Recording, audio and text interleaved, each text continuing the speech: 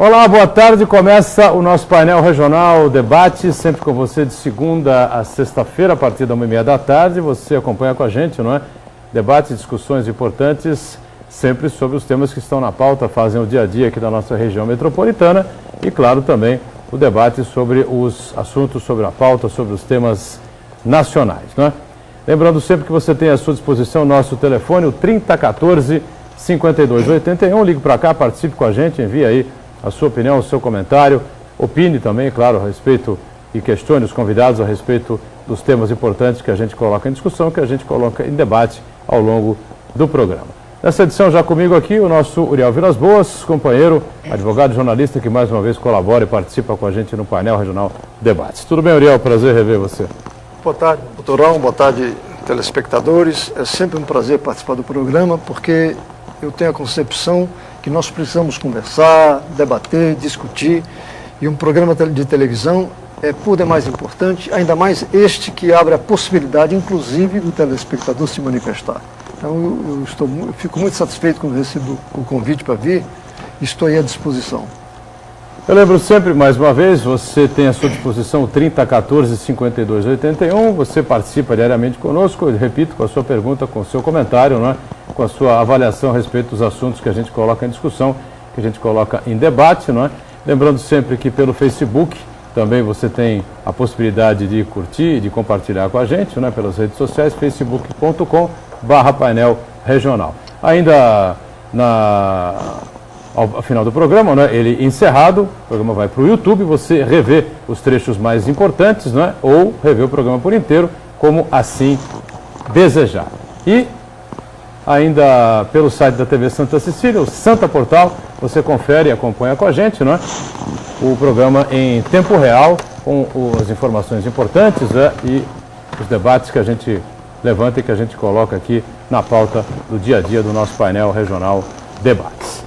Bom, eu estou desfalcado aqui desta edição dos nossos parceiros aqui, tanto o DL quanto o Diário do Litoral, mas a gente lembra que são parceiros comuns, parceiros diários da gente aqui no painel regional Debates, e também o Jornal da Orla, que circula no final de semana por toda a cidade de Santos, por toda a região metropolitana da Baixada Santista, e também, relembrando sempre, os outros jornais todos que você acompanha aí nas nossas legendas ao longo do programa.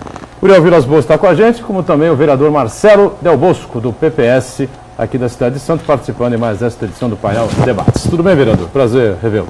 Tudo bem, boa tarde. Boa tarde, Buturão. Boa tarde, vereador Uriel. Boa tarde a todos os nossos amigos que estão nos assistindo. Muito bem. A gente começa então, né? Vamos começar aí com a nossa discussão, nosso debate caseiro. Me parece que ontem tivemos a última sessão da Câmara de Santos. Parece que não foi uma sessão das mais longas, acho que foi até uma das mais curtas, né, vereador? Pode fazer um rápido resumo aí do que aconteceu. Foi a lei de diretrizes orçamentárias aprovadas. Orçamentárias, né, o plano plurianual. Então, os vereadores fizeram as suas emendas e com isso algumas discussões, mas o importante salientar à população é que, independente do recesso, o recesso é só nas sessões, né? São só nas sessões de segunda e quinta-feira. Mas a Câmara está aberta, os gabinetes estão abertos, existem reuniões, o que não tem é o plenário só. Mas o atendimento, isso precisa ficar explicado à população, porque muitas vezes acham que a Câmara fica fechada. No nosso caso, por exemplo, tem o atendimento normal todo dia, as reuniões. Vim agora da Câmara, estou voltando para a Câmara, então assim, eu acho que é importante deixar isso claro, porque às vezes a interpretação da população é que a casa fica fechada e só volta em agosto. E com relação à LDB, alguma coisa de mais significativa aí, mais importante aí para a gente passar aí para o telespectador, para o munícipe de maneira geral? Olha, no nosso caso, até nós fizemos algumas emendas pertinentes à cidadania, até por ter passado e ter tido essa experiência, e foi muito falado ao prefeito durante esses 15 meses que nós ficamos na secretaria, algumas questões que poderiam ser corrigidas na Secretaria de Defesa da Cidadania. Uma delas até ele aceitou o pedido, que foi a criação de uma estrutura para o jovem. Né? Isso daí já desde o mandato passado, quando se criou o Conselho Municipal da Juventude, o nosso mandato vem fazendo um pleito para se criar a Coordenadoria da Juventude e depois que tivermos na Secretaria também a Coordenadoria do Idoso. A Coordenadoria da Juventude agora foi anunciada que o prefeito municipal está fazendo a criação. É bom deixar bem claro que não está se aumentando o número de cargos na estrutura, está só remodelando, tirando de um lugar, colocando no outro. Readequação, isso. Adequação, mas realmente fazendo a estrutura.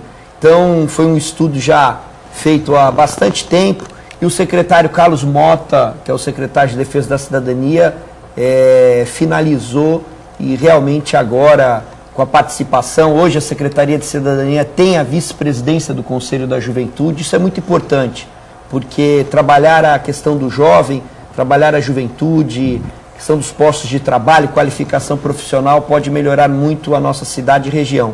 Então, na própria Lei de Diretrizes Orçamentárias, nós levamos questionamentos importantes nesse sentido, que eu acho que vão dar um resultado positivo para o ano que vem. Perfeito. Coordenação da Juventude, Coordenadoria da Juventude, não é Conselho da Juventude. Quero ouvir o Uriel. Pois não.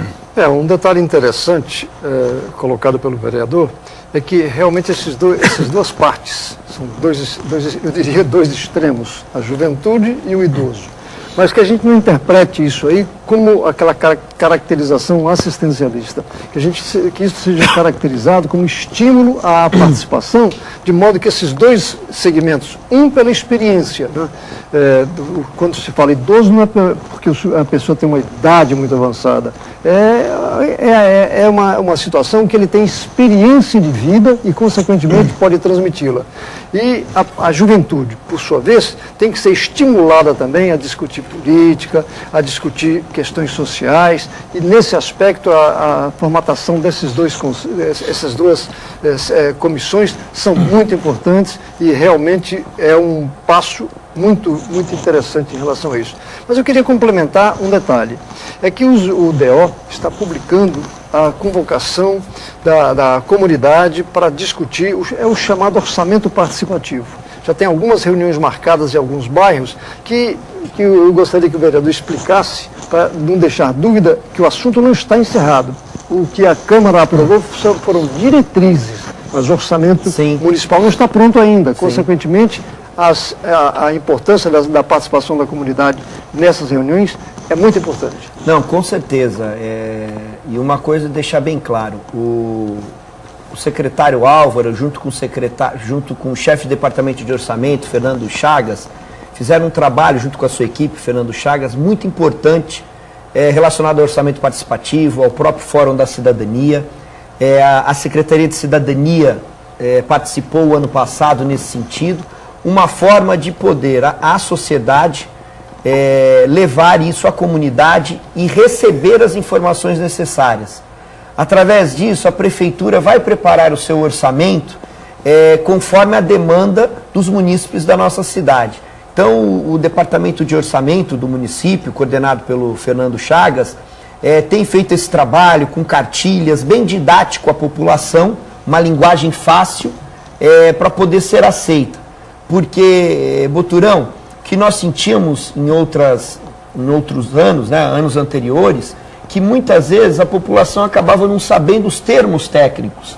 Então, com essa participação, eu tenho certeza que a Prefeitura vai ter um resultado positivo, fora nas audiências do orçamento participativo, mas quando fechar o orçamento para apresentar à Câmara Municipal. Um ponto importante que eu acho que tem que se deixar bem aqui salientar, que nós temos que realmente, o agente público, ele tem que trabalhar com uma diretriz, mas essa diretriz que ele tem que trabalhar, ele tem que fazer de uma forma de aceitar o que a população, aquele munícipe que mora no bairro determinado, por exemplo, na Zona Noroeste, ele sabe do que está acontecendo. Então, dessa forma, ele tem a melhor solução e com isso trabalhando o poder público e a sociedade, nós temos condições de apresentar o melhor resultado à população. Muito bem. Aliás, essa questão participativa, essa questão de se debater com profundidade é muito defendida pelo Uriel, e o Uriel está repleto de razão, né? E o local adequado para se discutir isso evidentemente, que seria, né, no caso, a Câmara Municipal, né, porque, afinal de contas, lá é o Legislativo, o parlamento, né, o próprio nome já diz, né, parla, não é? Fala, conversa, discute, debate, aprofunda aí os temas importantes da cidade para depois chegar a uma conclusão, se criar as leis, né, na medida do possível, de acordo com o que for necessário, com o que for possível, né, dentro da contabilidade, da conta do orçamento da Prefeitura Municipal, se colocar em prática, não é? Agora, me parece que devagarinho as pessoas vão se conscientizando dessa necessidade, não é, Uriel? E é uma situação interessante, porque é uma tendência até de alguns parlamentares reclamarem da presença de pessoas nas sessões da Câmara. Em verdade, ali que eu diria, além da política em si, mas é algo técnico, não é? Porque tem todo o regimento a ser observado, não há manifestação, a não ser na Câmara de Santos, que foi criado a forma do cidadão se utilizar uma vez por semana do microfone, né, durante 5 minutos. Então, o que a gente entende é que quando você tem essas reuniões, né, ainda mais nos bairros, isso é por demais importante.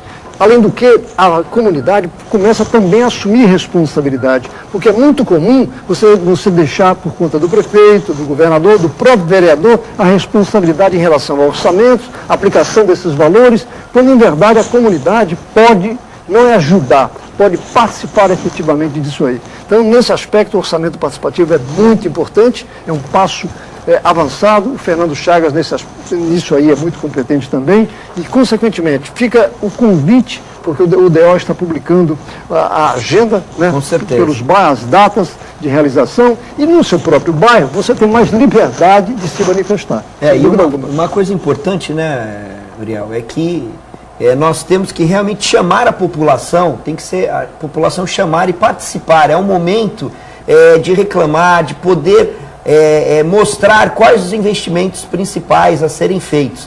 Então é importante que acompanhe o Diário Oficial do município, que está aí em vários locais, nas bancas, mas em outros locais, nos próprios públicos, para que se tenha um grande número, né, de moradores participando dessa sessão.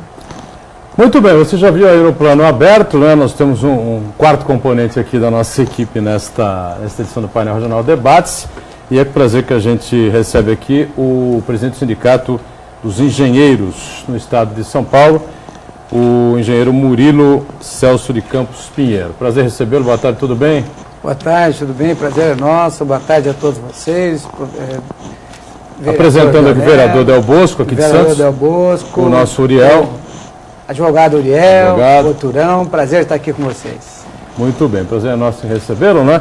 E a gente vinha falando aí do contexto aqui da cidade de Santos, a última sessão realizada ontem, plano plurianual, LDB, né, Lei de Diretrizes LDO, Lei de Diretrizes Orçamentárias, né, e a discussão e o debate importante da cidade e da região.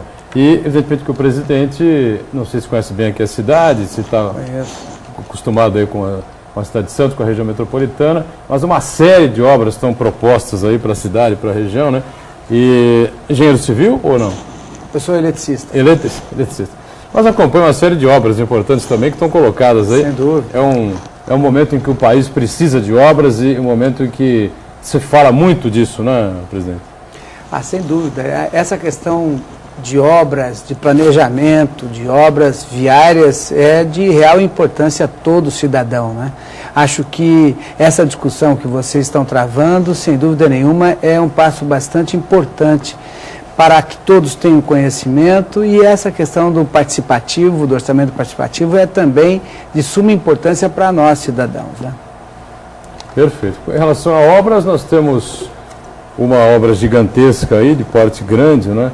Que foi anunciada agora na semana passada pela própria Presidente da República, que esteve aqui na cidade, que é um túnel ligando Zona Leste e Zona Noroeste, né, que evidentemente é uma obra de engenharia. Ele não é um túnel muito longo, não chega a 1 quilômetro, né, mas ele é um túnel que evidentemente vai dar uma saída importante, né, vai desafogar um trecho importante da cidade, a área da Zona Noroeste, a passagem para São Vicente, uma ligação Santos-São Vicente, aqui com a Zona Leste da cidade, né? Uma obra de engenharia de porte que evidentemente vai precisar realmente da mão de obra importante, né? E de engenheiros, né? Eu aproveito o gancho já para fazer essa pergunta, né? Os engenheiros passaram aí um período difícil, né? Com poucas obras pelo país, um período recessivo, né, para a área da engenharia, e de alguns anos para cá a coisa parece que mudou um pouco de figura, né? Como é que vai aí a área, como é que vai aí a profissão? Acho que com o crescimento, o desenvolvimento do país, sem dúvida nenhuma, a engenharia é chamada à responsabilidade, à participação, a demanda por engenheiro é muito maior, né? E nós vivemos aí mais de 20 anos na estagnação, um crescimento bem pequeno, e isso faz com que o engenheiro acabe mudando para um lado, mudando para a área econômica, para outros lados. Agora nós estamos em desenvolvimento, quer dizer, em crescimento já há alguns anos. Isso faz com que a demanda pela engenharia seja muito grande. Embora nós lutemos muito para a valorização do profissional, para que a gente tenha, de fato, o salário mínimo atendido, quer dizer, todas essas questões da engenharia também têm que ser levadas em conta. Engenharia e arquitetura continuam coladas quando o assunto é o certificado ou houve uma separação?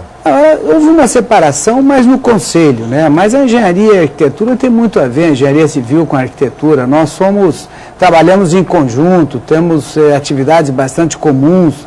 Nós não temos não há algum problema, mas há sim aí a vontade de sempre trabalhar no conjunto, de desenvolver e planejar junto as questões da sociedade brasileira. Muito bem. Uriel, pois não? Eu gostaria de saber do engenheiro Murilo. Nós temos, eu também sou sindicalista, né? Pois não.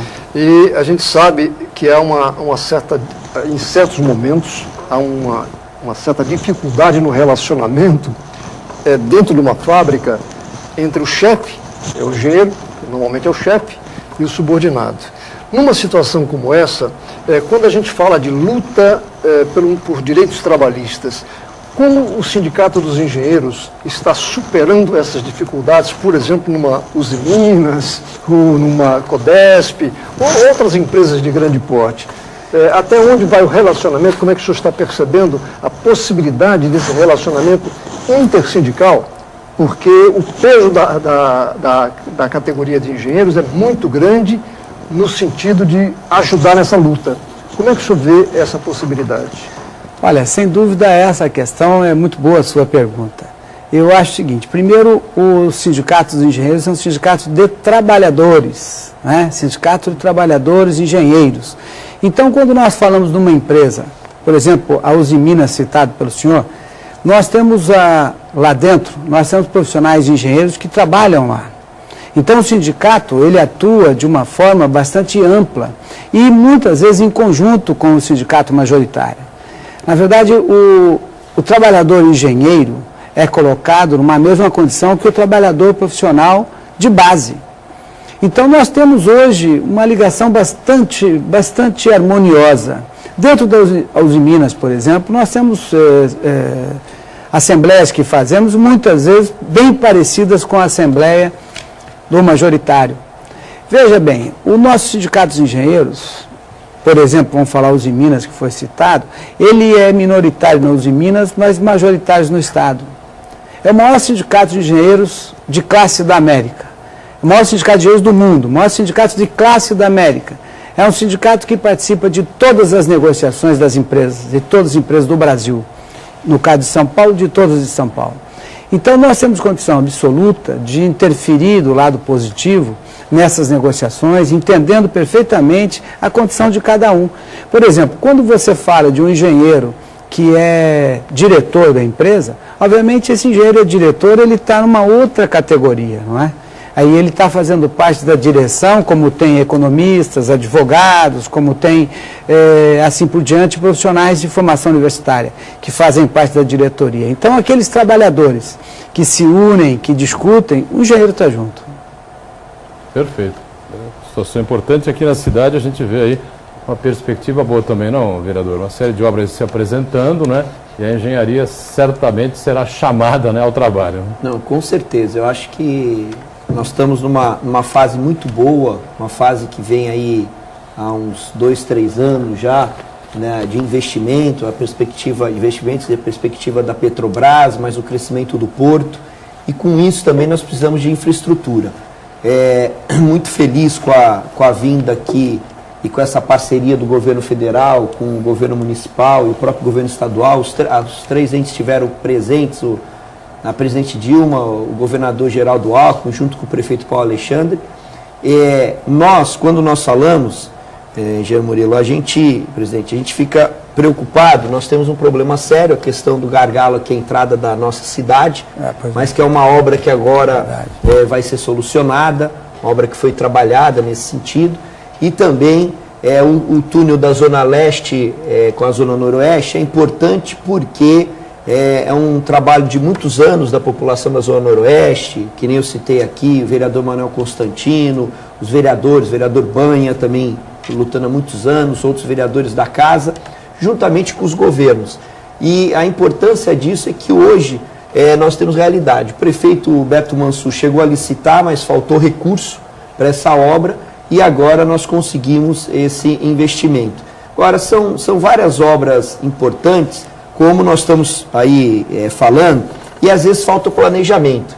Nós tivemos aí um problema que hoje anunciado, a questão do VLT, que vai ser paralisado num trecho por causa da falta dos viadutos na Imigrantes, né? Um trecho, então isso prejudica.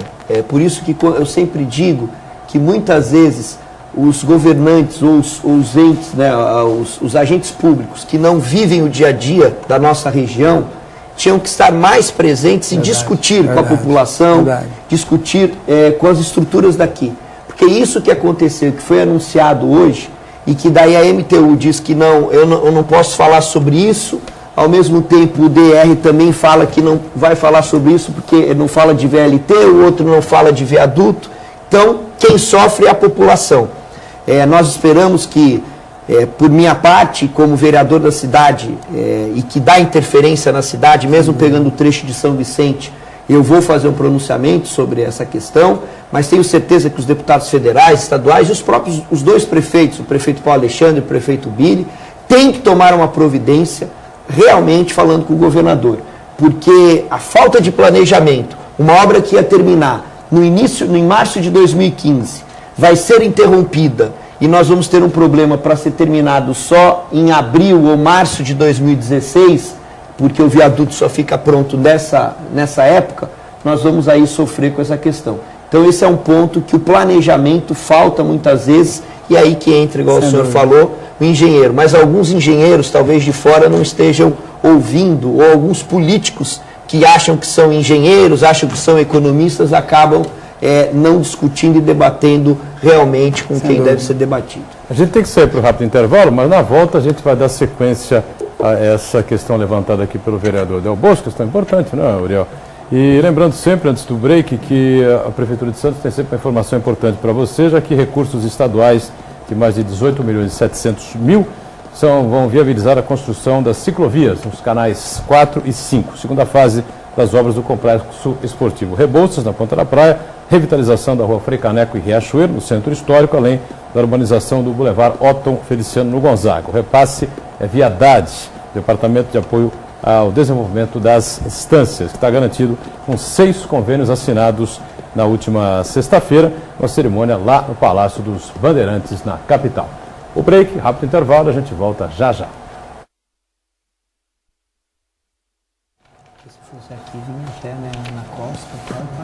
Muito bem, a gente volta aqui com a sequência do painel regional Debates.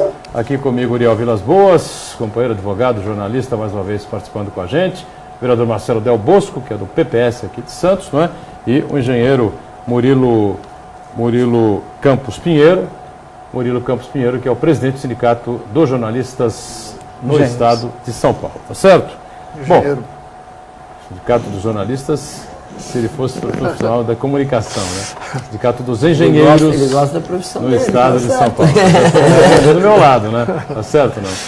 Aliás, eu não sei nem quem é o nome, qual é o nome do presidente do Sindicato dos Jornalistas. Só o Carlos Raton. O Raton não é o presidente, é o diretor regional. Painel Regional Debates tem sempre 3014-5281 para você entrar em contato, ligar e participar conosco, né, nesta edição que tem aqui essas 3 figuras participando com a gente aqui.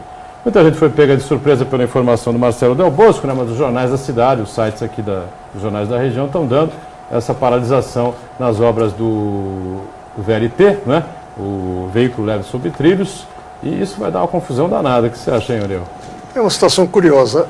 Lá pelos idos de 2000, não sei quanto, nós tivemos a inauguração de uma maquete ligando Guarujá a Santos. A obra até agora está parada.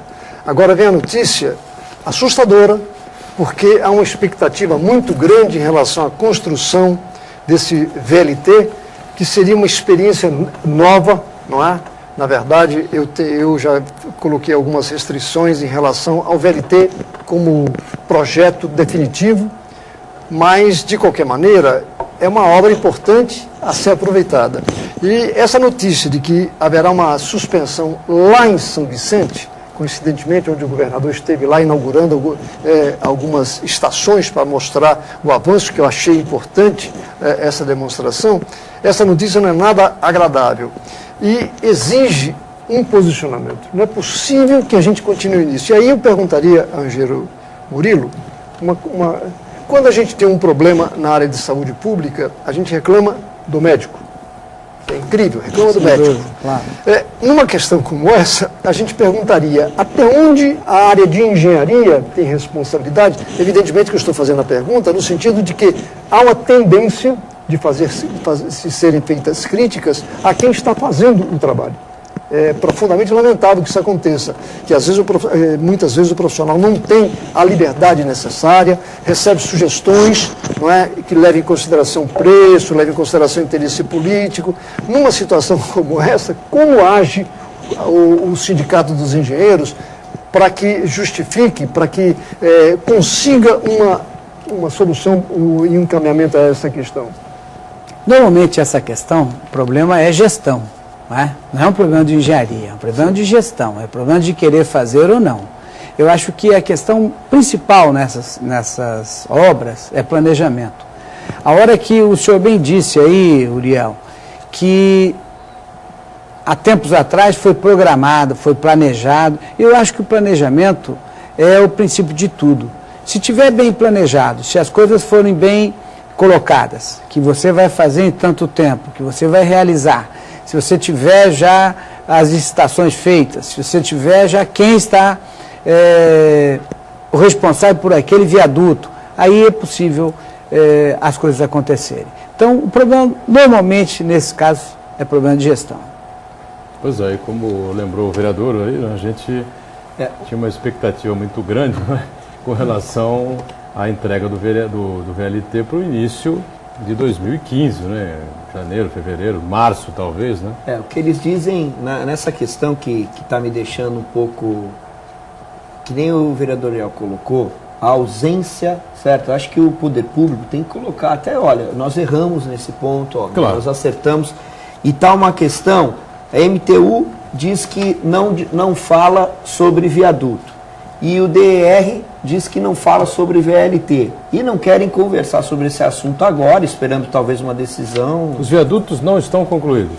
Não, os viadutos não estão concluídos e é onde se atravessa Imigrantes, certo? Com a travessia da Imigrantes, o VLT iria passar também naquele ponto. Saindo lá da Ponte dos Barreiros. Ponte dos Barreiros. Então, no pedaço de 1 quilômetro, 1 quilômetro e meio, está se tendo esse problema, porque ficaria aí a passagem do VLT, daria uma obstrução naquele pedaço da rodovia. Então está uma briga, isso sabe que é uma luta muito grande do povo de São Vicente e Praia Grande a respeito desses viadutos por causa do trânsito, né? Como nós temos o problema aqui na entrada da cidade, eles também têm naquele pedaço, principalmente nos finais de semana. Então, lógico que nós, daqui da Baixada Santista, esperamos o resultado, até um pronunciamento do próprio governador, eu tenho certeza disso, o governador que tem batalhado muito por isso, e eu faço aqui um pedido, vou tentar falar com o prefeito Paulo Alexandre, o próprio prefeito Bilha, a assessoria que está nos assistindo, até para poder eles cobrarem do governo do Estado de São Paulo. Veja bem... Isso foi uma reportagem recente, né? Acho que foi no Jornal da Tribuna, né? Falando sobre o avanço do VLT em São Vicente, que era bem maior, né? Até o exato momento, proporcionalmente ao que nós temos aqui na cidade de Santos. Né? E de repente vem essa notícia bombástica, né? Dessa paralisação das obras em virtude desse problema lá nos naquele pedaço, tá? Até para deixar bem claro. Inconcluso. Naquele pedaço. O que está a discussão nesse sentido, né? Porque uma obra terminaria só um ano depois da outra obra, só que uma depende da outra, né? Pois é, mas eu gostaria de fazer a seguinte observação. A semana passada tivemos aí a presença da presidenta Dilma assinando aqueles projetos, aqui na liberação de verbas, um fato importante que significou o quê? A resposta à unidade de ação dos prefeitos da região, né, que superaram suas divergências político-partidárias e foram fazer aqueles encaminhamentos. Nesse aspecto, por que nós não pensamos, e aí o fato é de hoje, não é? Está acontecendo hoje, então, consequentemente, podem surgir esses encaminhamentos. Mas o Condesb, a AGEM, a UVEBS, que é a União dos Vereadores, associações de moradores, como em Santos nós temos o Comeb, nos outros municípios nós temos associações de moradores também. E aí também entidades empresariais, porque isso atinge o comércio, atinge a indústria, inclusive num certo momento, quando tivemos aqueles problemas da descida da serra, o presidente da Fiesp em Cubatão chegou a dizer que ia processar o governo, a Ecovias, em função dos prejuízos causados ao transporte de trabalhadores para sair ou entrar em serviço e o pagamento em excesso de horas extras. Nesse momento, eu penso que o movimento sindical, levando em consideração principalmente os engenheiros, que, como o senhor falou, não é questão de gestão, é questão de coisa prática como cidadania. No caso, é uma ação conjunta que não leva em conta a política partidária, insisto nesse aspecto, mas mostrando que a comunidade quer soluções. Nós não podemos ficar na expectativa de que vai acontecer, não podemos ficar esperando o que vai acontecer, porque todos os problemas do VLT que estavam... O prefeito Billy chegou a anunciar que a coisa em São Vicente estaria praticamente resolvida. Essa notícia de hoje é uma surpresa desagradabilíssima. São Vicente é um canteiro de obras, né? Uma cidade bem avançada, retalhada, quebrada, né? Por todos os aspectos. O comércio, que é um dos comércios mais fortes aqui da região metropolitana, sem dúvida nenhuma, aquele comércio na área central da cidade de São Vicente, extremamente prejudicado por tanta obra, tanto desvio de ruas, né? E o VLT é um dos principais responsáveis por isso, mas é uma obra que todos tínhamos uma expectativa positiva, como disse o vereador há pouco, todo mundo comungava com a ideia de que no começo do ano que vem estaríamos aí com o projeto resolvido, com a obra pronta e o VLT funcionando, né? Realmente é espantoso que isso venha acontecer e, curiosamente, num momento pré-eleitoral, né? Uma coisa que... É um momento bem difícil, né? Não é, engenheiro? Com certeza. Sem dúvida, um momento extremamente difícil. Eu acho que a pressão que falou o doutor Uriel, eu acho que é importante. Acho que a sociedade civil, juntamente com essas entidades, principalmente sindicais, eu acho que deveriam fazer pressão, sem dúvida nenhuma, para que isso seja resolvido. Até aproveitando esse momento, né? Esse momento eleitoral também, para que as coisas sejam resolvidas e não seja interrompido um projeto tão importante para Santos e São Vicente.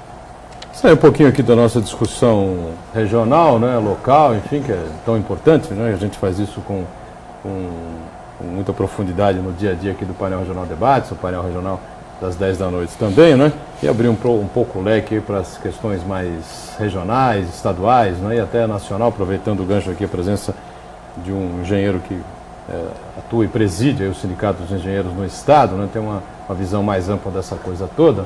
O momento econômico que a gente vive está diretamente ligado ao número de obras que acabam se realizando. Se a economia vai bem, né? Se as coisas caminham de uma maneira positiva, a perspectiva é boa à frente, né? A gente tem aí um volume de obras grande, né? Como é que é a avaliação hoje do sindicato com relação a esse momento que nós estamos vivendo aí? Olha, a avaliação é positiva, sem dúvida. Nós montamos um projeto chamado Cresce Brasil. É um projeto que discute as questões da sociedade brasileira. Por exemplo, nós discutimos energia, saneamento, meio ambiente, recursos hídricos, transportes e assim por diante. Então, esse projeto nosso, nós fazemos sempre muitos seminários durante o ano e apresentamos propostas factíveis para o desenvolvimento e crescimento do país. Nesse nosso projeto, que agora ficou pronto, mais um projeto, depois de propostas que nós estamos encaminhando, ficou pronto essa semana, que nós vamos encaminhar a todos os candidatos a governadores e todos os candidatos a presidente da República. Esse projeto tem lá, nessa revista toda que nós fizemos, tem as propostas para o crescimento, a proposta para desenvolvimento, proposta em cada uma das áreas. Obviamente factíveis, com o pé no chão, naquilo que pode ser realizado e com custos. Nós apresentamos, inclusive, o custo de cada uma das obras e como deveria ser feito. Por exemplo, esse nosso projeto Cresce Brasil, que o nosso presidente da delegacia sindical aqui da Baixada Santista, o Newton Guernaga, que muito acompanha e trabalha nesse desenvolvimento desse projeto, esse projeto ele deu, por exemplo, origem ao PAC. Lá atrás, quando nós lançamos esse projeto, o governo federal lançou o PAC depois de ter conversado conosco e deu aí não vou dizer que o PAC foi pautado no nosso projeto, mas o PAC teve o nosso projeto como exemplo para poder colocar, naquele momento, uma oportunidade de crescimento, de aceleração do crescimento do país. Então, eu acho que é necessário, por exemplo, essa quantidade de obras. Para mim, a obra mais cara é a obra parada, né? A obra que não dá resultado, né? Aquela parada. Então, eu acho que nós temos aí grandes projetos, nós poderíamos estar pensando no desenvolvimento. Recentemente, o governador lançou linhas do metrô, fortemente, o ferro-anel que está terminando, quer dizer, muitas coisas que devemos estar colocando. A presidente Dilma esteve aqui em Santos, esteve em São Paulo, na capital também, falando sobre esses investimentos, sobre o que está sendo colocado pelo governo federal. Eu acho que nós deveríamos pautar, por exemplo, no nosso Cresce Brasil, nós estamos colocando o que está sendo feito e estamos cobrando. A cada projeto, em cada estado do país, nós estamos fazendo essa cobrança. Nós estamos indo dizendo, olha, o PAC devia investir mais aqui, por que não está acontecendo ali, por que não foi feito? Porque, na verdade, nós estamos tentando contribuir para essas questões de crescimento e desenvolvimento. E, acima de tudo, eu acho que o primordial é o planejamento. Se nós tivermos um planejamento bem feito e um planejamento que fique aí cravado, mudando o governo, nós teremos um planejamento a ser acompanhado. O planejamento ele tem algumas ramificações. Se um governo quer fazer por aqui ou por ali, tudo bem, ele pode fazer, desde que acompanhe o planejamento estabelecido. Eu acho que esse é o principal caminho para que a gente tenha um país cada vez mais desenvolvido e mais voltado à tecnologia. É o planejamento não de governo, mas de Estado, né? Exatamente, planejamento de Estado. Grande diferença, né? Que era importante, que há muito tempo foi deixado de lado o planejamento, né? Porque eu não vou falar desse ou daquele governo, mas até porque nós não temos na nossa entidade nenhum partido político, mas eu diria o seguinte, nós deveríamos estar fora da questão partidária, em cima de um planejamento que fosse possível ser adotado por todos os governantes que vencessem a eleição. Por exemplo, muitas vezes a gente, sem o planejamento, faz com que o executivo que entra opte por um lado totalmente diferente daquilo que estava se planejando para aquela cidade. E isso traz problemas para todos, né?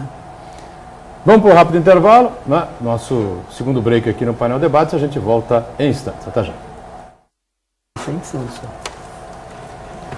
A gente volta com o terceiro e último bloco, né, desta edição do Painel Regional Debates, conversando aqui com o nosso Uriel Vilas Boas, com Marcelo Del Bosco, vereador do PPS aqui de Santos, e também com o presidente do Sindicato dos Engenheiros no estado de São Paulo, né, o engenheiro Murilo Campos Pinheiro. Aliás, ele responde também pela Federação Nacional dos Engenheiros, pela Confederação Nacional dos Trabalhadores Universitários. É isso, isso. Campos? Trabalhadores universitários? São trabalhadores com formação universitária, que é uma confederação que tem os médicos, engenheiros, economistas, nutricionistas, farmacêuticos e dentistas. E essa confederação, ela atua de que forma, de que maneira, quais são os principais objetivos? A confederação? Então, a confederação ela reúne todas essas federações que eu disse. É nacional e você discute, por exemplo, nós temos também... metas, planeja aí atividades... Sem dúvida. Você tem por exemplo, nós fizemos... com o governo federal, com governos estaduais... Sem dúvida. A confederação é a única que pode entrar com ações também no Supremo Tribunal Federal. Ela defende, por exemplo, nós discutimos recentemente a questão da saúde, a questão dos médicos, a questão, por exemplo, agrotóxicos. Hoje nós estamos fazendo uma grande discussão nacional através da nutrição, que faz parte também da nossa confederação. Discutimos a saúde bucal, que é a questão dos dentistas, a engenharia, o crescimento tecnológico, que é a questão da Federação dos Engenheiros, e assim por diante. E essa é uma unidade onde nós temos uma avenida, estou dizendo uma avenida de espaço, para que a gente possa discutir na questão com formação universitária, profissionais da classe média, profissionais que possam estar interferindo positivamente nas questões nacionais. Então, todas essas federações se unem nessa discussão. Perfeito. Bom, quem vem a Santos, né, está acostumado a identificar aí o local onde fica, né, onde visita, onde frequenta, através dos canais, né? A cidade é dividida lá do canal 1 ao canal 7, algo que já virou aí um postal aqui de Santos, né? E não adianta você falar Boqueirão, Zé Menino, Gonzaga, o pessoal reconhece e tal. Olha lá, canal 1, canal 2, canal 3, todo mundo identifica, todo mundo sabe onde fica, enfim. Essa discussão dos canais, né? Por causa do tombamento que aconteceu lá atrás em 2000, 2001, né, Del Bosco? Isso. Por aí, né? O governo do ex-prefeito Beto Mansur, que tentou aí utilizar, aí, cobrir alguns trechos dos canais, né? Para facilitar a mobilidade urbana aqui na cidade, que é um drama que a gente viu. Essa discussão voltou à tona recentemente, quando o vereador Boquinha esteve na Câmara, né? Isso. Na cadeira do PMDB, ele é o primeiro suplente, e questionou a Prefeitura sobre os estudos possível destombamento, enfim, algo que é dificílimo de seguir avante. Né? A gente sabe disso, isso é muito complicado, né? E aí essa coisa ganhou corpo, né? Fizemos alguns debates aqui, acho que o Uriel participou também. Eu venho acompanhando aí algumas coisas que vêm saindo pelos jornais também. E recentemente a coisa ganhou um ponto em que o cidadão chegou a propor, né, que além da limpeza, óbvio, né, evidente que precisa ser feita nos canais, que a prefeitura comprasse ou trouxesse ou importasse ou construísse gôndolas, né, para que a gente transformasse os canais de Santos, fizesse algo parecido com o que acontece em Veneza, na Itália, né? Então, eu acho o seguinte, a discussão é importante, né, Uriel? Mas acho que o pessoal precisa ter um pouco mais de pé no chão, né? Porque eu não sei onde vai parar isso. Agora estão cobrando da prefeitura a limpeza dos canais, enfim, né? Porque as pessoas têm uma cultura, péssima cultura, aliás, isso, né? Um péssimo hábito, né? Ou uma mania, não sei o que é, de jogar, está com alguma coisa na mão, você passa pela rua, passa pelo canal, joga no canal, né? Ou seja, o canal não é lixo, né? Pelo contrário, né? O Saturnino de Brito, quando criou, tinha justamente a função oposta, né, a isso, né? Mas as discussões são todos, os debates são todos importantes, mas as pessoas têm que ter um pouco de cuidado naquilo que falam, né? Mesmo porque o Saturnino de Brito, quando criou os canais, o objetivo era um equilíbrio das marés. Sem dúvida. Então, o equilíbrio das marés. Evitar enchentes, né? Evitar enchentes. Agora, o que a gente percebe é que falta na questão dos canais, eu sou contra essa questão de utilização para estacionamento, coisa que o valha. O que nós precisamos efetivamente é que, primeiro, a população, a comunidade entenda que o canal não é para receber lixo, e muita gente joga. Segundo lugar, não dá para receber nos canais os esgotos clandestinos. E terceiro lugar, o poder público precisa mantê-los limpos, porque a sujeira nos canais provoca, evidentemente, a sujeira nas praias. Então, se a gente não tiver sensibilidade em relação a isso, pensar que vai estar tampando-os para resolver o problema, não vai. E é uma atração turística que, se explorada, evidentemente que não tem como colocar uma gôndola e nem andar nem sequer num barquinho. A gente precisa ter uma sensibilidade de perceber que nós temos que agir em relação à comunidade e aonde a gente vive. Porque, inclusive, não basta criar mais leis e mais leis e mais leis, porque elas não são cumpridas. Olha, Turão, isso, doutor, faz lembrar 1974, 76, né? Eu morava ali perto, no final ali do Canal 3, quase com a praia, e eu ia, a minha diversão no final, ou de manhã, antes de ir para a escola, era realmente, tinha até os peixes que você ia, pescava e soltava os peixes, né? Então aquela água bem limpa. Lembro do seu Renato lá da verduraria, ou do Valdivino que cortava o nosso cabelo quando criança, ou mesmo o Bar São Paulo ali, né?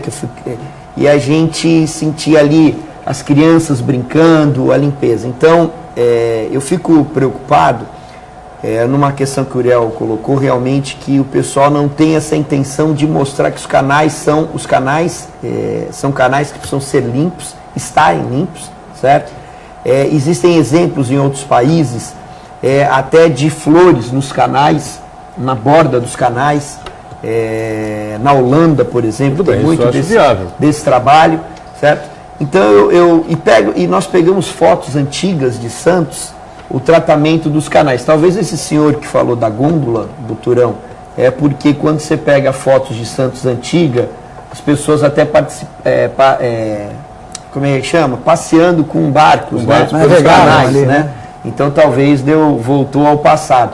Mas é importante esse trabalho, por isso que eu falo, não só o orçamento participativo, agora mesmo com esse projeto Viva o Bairro, da Prefeitura de Santos, a participação da população com o agente público, mostrando, de repente, algumas formas e algumas orientações ao dirigente da cidade, à própria Câmara, do que é melhor. Porque, você vê, 76, eu brincava no canal, vinha o verdureiro junto, olha, era uma festa, né? Era uma cidade, aquilo era a coisa mais linda. E hoje a preocupação, eu tive ontem no Guarujá e fui para Vicente de Carvalho e atravessei pela Barca. E na Barca é uma beleza aquilo, presidente, é uma beleza aquela travessia. Mas realmente o odor ali perto do mercado municipal, e até a gente está fazendo um pedido ao senhor prefeito nas catraias, porque aquilo poderia ser até um ponto turístico, né? E gente atravessando, eu atravessei às 6 horas, mas às 11 horas da noite, quando eu voltei, as pessoas estavam voltando do mesmo jeito, fica até 1h da manhã. Aquilo poderia ser um passeio, e eu me lembro das fotos antigas de Santos, mostrando o mercado municipal e aquelas barcas. Eu acho que, misturando um pouquinho do passado com o presente e pensando aí no futuro, planejando já do lado aqui de um engenheiro, nós podemos melhorar cada vez mais.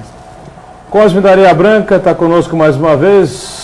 Diz assim, doutor Uriel, leucopenia é uma doença adquirida na COSIPA, hoje em Minas, onde deixou lá muitos metalúrgicos com grandes problemas de saúde, problemas psiquiátricos. Mas só que no passado teve um presidente do Sindicato dos Metalúrgicos que disse que leucopenia não era doença. Qual é a sua opinião? Bem, eu não sei que presidente foi esse.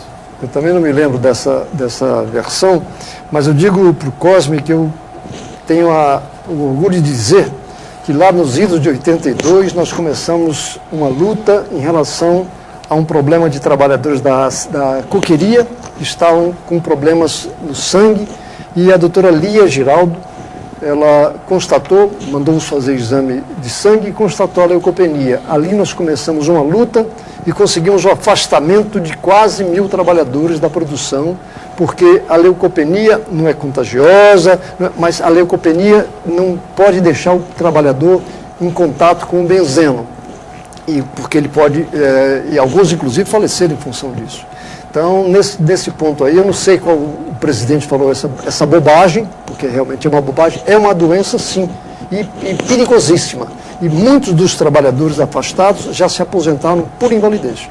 E nós, Edgar, tivemos um grande líder que foi companheiro do Uriel, o ex-vereador Maci de Oliveira, que foi um companheiro nosso do PPS, presidente do Núcleo Flor da Praia, Cláudio Ribeiro, desculpa, de dizer da importância que realmente essas pessoas como Uriel, como Moacir de Oliveira tiveram nessa época e agora, nessa luta em favor dos trabalhadores. Realmente me faz lembrar aí essa luta de vocês e do nosso grande amigo que se foi, o Moacir de Oliveira. Agora em 2014, né? 2014. O passamento dele, né? Foi. Isso, Esse ano ainda, né? Início desse ano. Moacir de Oliveira, verdade. Muito bem. Olha, a gente tem uma série de questões importantes para debater, para discutir aqui com os nossos companheiros, os nossos convidados, né? Com relação à questão da engenharia, para continuar colocando no foco aqui o Murilo Campos Pinheiro, que é o presidente do Sindicato dos Engenheiros no Estado de São Paulo. Como é que vai a procura? Porque os cursos de engenharia sofreram de maneira geral aí um certo baque num determinado momento aí, como a gente já falou no bloco anterior, não é? Porque houve um período meio recessivo, poucas obras, enfim, de 10 anos para cá as coisas mudaram, a procura aumentou bastante? Aumentou. Nós tínhamos... Aliás, há uma pesquisa recente, né, que foi apresentada pelo engenheiro lá, futuro engenheiro lá de casa, né? 70 e poucos % de desistência nos cursos de engenharia. O que acontece? Então, nós tínhamos essa discussão, uma discussão que a gente vem travando já há algum tempo. Na faculdade de engenharia entram no Brasil mais de 100 mil profissionais, mais de 100 mil estudantes. E saíam em torno de 35, 30 mil por ano. Por que acontecia isso? Por alguns motivos. Primeiro, a falta de oportunidade depois. Depois, uma faculdade extremamente difícil, em que você, sem olhar uma perspectiva, sem ter um futuro que você possa colocar, você acaba desistindo. Terceiro, por base. O cara não conhecer o que é a engenharia e não ter, por exemplo, noção do que ele vai enfrentar. E quarto, na verdade, ele quer optar para um outro lado, né? Ele não gostou da faculdade, porque a faculdade é extremamente puxada. E aí, de lá para cá, de um tempo para cá, vem crescendo. Até porque, pela demanda por engenharia, pela divulgação da engenharia, pelo crescimento do país. Hoje nós temos em torno de 45 mil formandos por ano. Nós aumentamos de 30 para 45, quase 50 mil já formandos por ano. Isso é um dado do MEC. Mas ainda há um déficit, né? Sem dúvida, mas eu acho que a gente vem crescendo. Nós fizemos, na nossa federação, no nosso sindicato, nós fizemos um DVD, onde nós colocamos em todas as escolas, em todas não, mas em muitas escolas, a maioria das escolas de nível médio, os alunos, para que eles conhecessem o que faz o engenheiro, como é que é a engenharia, quais são as classes de engenharia que nós temos, qual é o resultado que você tem. Isso nós fizemos com depoimentos de engenheiros recém-formados, engenheiros antigos, de universidades. Quer dizer, isso deu uma condição para o aluno do curso médio estudar um pouco, ver se de fato ele quer ser engenheiro e aí para frente caminhar. Nós também demos a nossa contribuição, nós criamos uma faculdade de engenharia de inovação. Obviamente sem qualquer concorrência, até porque é uma faculdade extremamente só voltada à engenharia de inovação, com 60 alunos, para que a gente possa também contribuir e dar uma referência de inovação para o mercado brasileiro. Essa era uma ideia. Então eu acho que hoje, na questão da engenharia, sem dúvida nenhuma os alunos estão mais esclarecidos. De fato, você entra com um número muito grande, sai com um número bem pequeno, até por conta de também pré-requisitos, formação, base, essas questões todas. O curso de engenharia realmente não é mole. O Nito da Alemão diz assim, por que algumas engenharias, como telecomunicações, telemática, é isso? E outras fecharam em algumas universidades? Muita ilusão para os estudantes? Seria isso? Olha, eu acho que, na verdade, é o seguinte, nós temos faculdades como essa, a Unisanta, faculdades muito boas, tradicionais, que têm condição de cada vez mais contribuir, e temos algumas faculdades que é necessário também que se aprimorem, que se coloquem mais no mercado de uma forma mais intensa. Agora, sem dúvida, o profissional, por exemplo, o mercado é que define essas questões também, não é? Se você não tiver oportunidade, não tiver vaga, você não tem como ter profissionais estudando aquilo. Hoje nós temos demanda para um engenheiro naval, para um engenheiro elétrico, para um engenheiro civil, para um engenheiro agrônomo, quer dizer, petróleo, que é a parte energética. Nós temos muitas questões que têm vagas e são possíveis, mas precisa a valorização, sem dúvida. Bom, nós estamos fechando aqui o nosso painel Regional Debates nesta edição, que com prazer recebemos mais uma vez o nosso Uriel Vilas Boas, companheiro Uriel, né? O vereador Marcelo Del Bosco, obrigado, vereador, também por estar conosco. Obrigado. Obrigado ao nosso engenheiro Murilo Campos Pinheiro, presidente do Sindicato de Engenheiros do Estado de São Paulo. Obrigado pela participação. Espero que volte outras vezes com a gente. Muito obrigado, eu que agradeço. Parabéns pelo programa. Obrigado. Obrigado a você que nos acompanhou. O painel Debates de segunda a sexta, 1h30 da tarde, sempre com uma reprise às 20 horas, 8 da noite, um pouquinho mais na frente, depois do JB, painel regional. Obrigado. Tchau.